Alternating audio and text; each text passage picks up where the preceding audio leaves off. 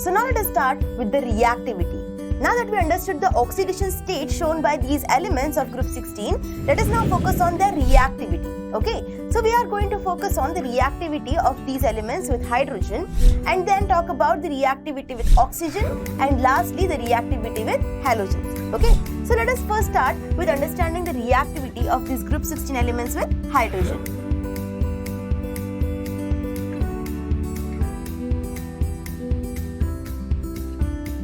Okay, so now of course when these elements react with hydrogen, they form hydrides, right? Now let us see this general reaction in which we will represent the elements of group 16 as E. Okay, so here E represents any element from group 16. This E can be oxygen, sulfur, selenium, tellurium, polonium, etc. Okay, so E, when it reacts with hydrogen, that is H2, in the gaseous form, it gives us H2. Okay, so here this is the hydride. H2E is the hydride formed when the element of group 16 reacts with the hydrogen. Okay, so here you know that we can form H2O, H2S, H2SE, H2TE. Okay, now the acidic property of these hydrides go on increasing down the group. And what is the reason behind this? Because of the decrease in the bond enthalpy of dissociation. Okay, we'll write this down so that you can understand it better. Okay, first of all, I said that the acidic character goes on increasing down the group.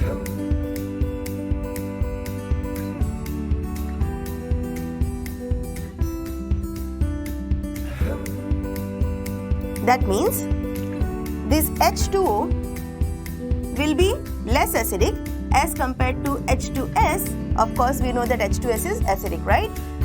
Then H2SC will be more acidic as compared to H2S. Then H2TE will be even more acidic. Okay, so this is the order of acidity, that it goes on increasing down the group. Okay, but now the reason behind this is that it is because of the decrease in the bond enthalpy of dissociation. Okay, now how easily the bond can break, that much easily it can donate the hydrogens, right? So because of this is the reason behind this is decrease in the bond enthalpy of dissociation.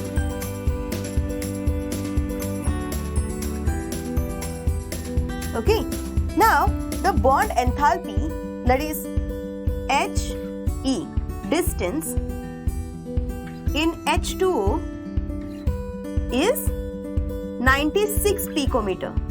Okay, and the He distance in H2TE is 169 picometer. Of course, you can see the difference, right? So we can see that the distance between the H and the element of the group 16, that is H and E, is going on increasing when we go from top to bottom, right? And therefore the energy required to break this bond will be lesser, right? And therefore we can say that the acidic character goes on increasing down the group. Now another important point is that the thermal stability goes on decreasing down the group. Okay, another important point, thermal stability decreases down the group.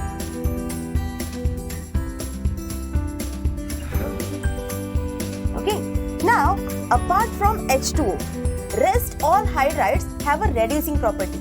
Okay, let us write that point. Except H2O, rest all hydrides have reducing property.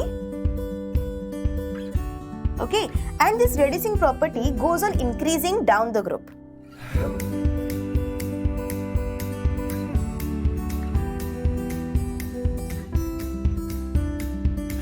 So the reducing property goes on increasing only till H2TE. So if you want to write the order of the reducing property, order of the reducing property, then it will go as H2S. We are starting with H2S because we are not considering H2O because it does not show any reducing property, right? H2S will have a lesser reducing property as compared to H2SE compared to H2TE. Okay, so the reducing property of H2TE will be maximum. So now, I hope with this you understood the reactivity and also the nature of the hydrides formed by these group 16 elements. Now let us talk about the next type of reactivity, that is the reaction of group 16 with oxygen. Now let us talk about the reactivity of these elements with oxygen.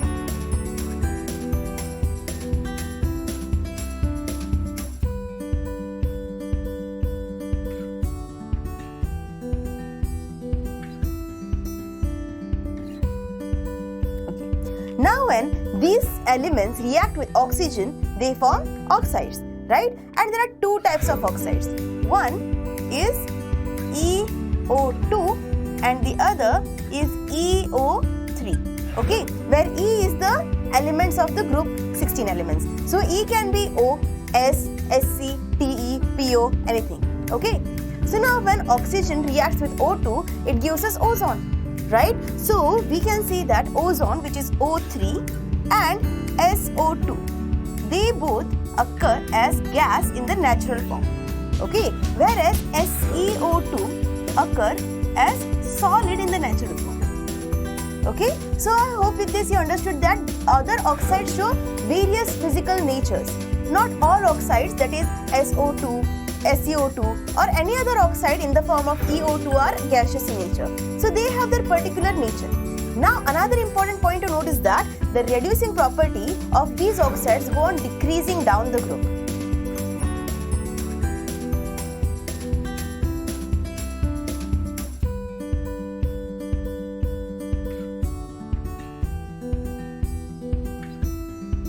So SO2 can be called as a reducing agent, whereas TeO2 is an oxidizing agent.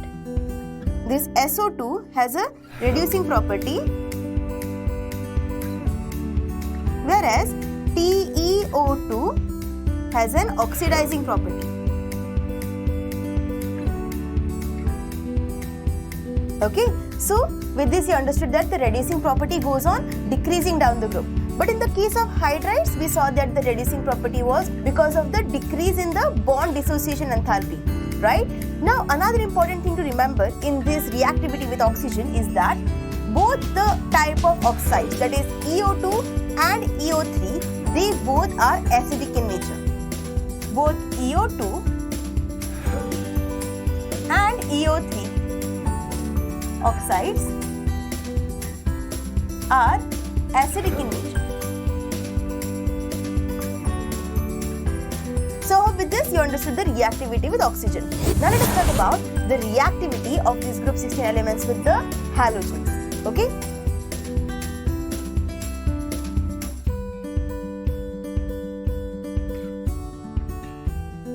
Now when they react with halogens, they form large number of halides. So they form EX2, EX4, EX6 type of halides. Okay, so there are three types of halides formed, and in the oxides there were two types of oxides formed, right?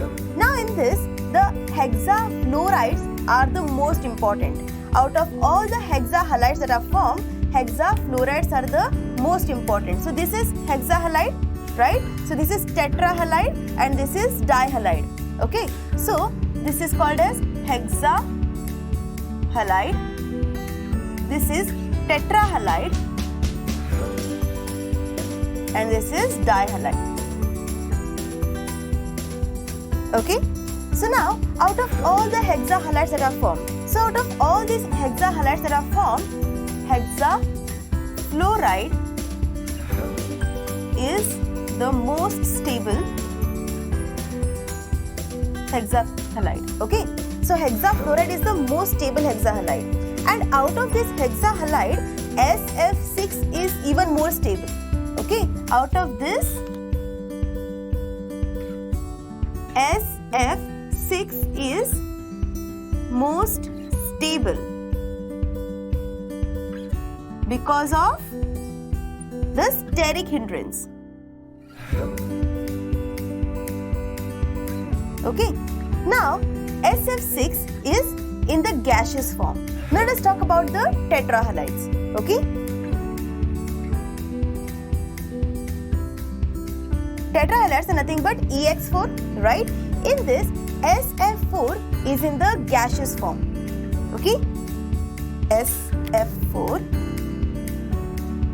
is in the gaseous form in the nature, whereas SeF4 is in the liquid form and TeF4 is in the solid form. Okay, now so these tetrahalides show a sp3d hybridization. Okay, so all these tetrahalides show sp3d hybridization. So what is the geometry for this sp3d hybridization? It is TBP, that is trigonal bipyramidal geometry, right? So these show trigonal bipyramidal geometry. So if you see the structure of SF4 here, it has a seesaw shape, right? Because of the two lone pair present on the S, right? That is sulfur. So the sulfur, as it has two lone pair, the shape will be of a seesaw, but the geometry is trigonal bipyramidal, that is the TBP. So we can see that the shape is seesaw shape. Okay, now what about this? SF6 shows a octahedral geometry. Okay, so this hexahalides, they show octahedral geometry.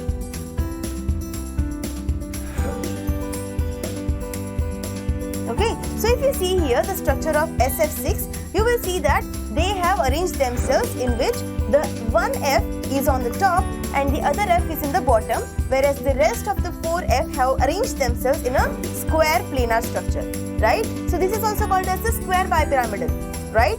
So it can also be called as the octahedral geometry. So I hope with this you understood that the geometry of this tetrahalides is trigonal bipyramidal and the geometry of the hexahalide is octahedral geometry. Okay, so now let us talk about the dihalides form. Apart from oxygen, all the other elements form dichlorides and dibromides. Okay.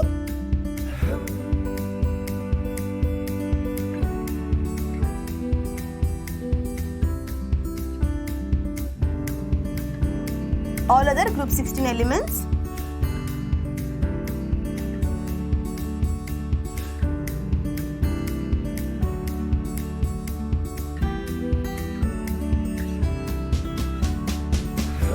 Now these dihalides have a sp3 hybridization. Okay, now can you guess the geometry shown by this? Yes, tetrahedral geometry. So these dihalides shows tetrahedral geometry. The well-known dimers, we have S2Cl2, Se2Cl2, we have Se2Br2. Well-known dimers like S2Cl2, S2Br2, Se2Cl2, Se2Br2, etc. They occur as dimers. Okay, so I hope with this you understood the reactivity of group 16 elements with the halogens as well, that they form dihalides, tetrahalides and hexahalides. Okay, so now we understood all the hybridization and the geometry shown by these halides. So I hope with this you understood all the physical and the chemical properties and the reactivity of the group 16 elements.